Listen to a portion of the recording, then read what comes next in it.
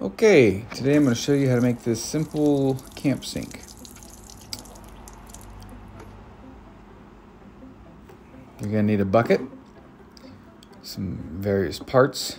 This bucket is 3.5 gallons. This is a 1/2 inch to 3/4 thing. This is a 1/2 inch cap with holes in it. A couple drill bits, some Teflon tape, silicone, razor blade.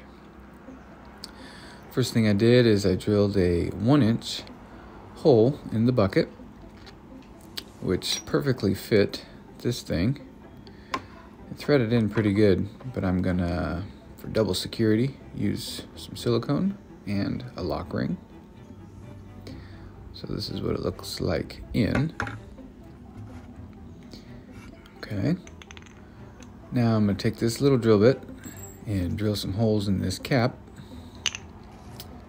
and attach it to my sprinkler riser, is what that is. It's a flexible sprinkler riser. Now I'm going to take this, I believe it was 3/4, drill a hole, notch it with the razor blade, and hang up my hose. I'm going to spray paint the whole thing black to absorb some heat, and simply use another bucket.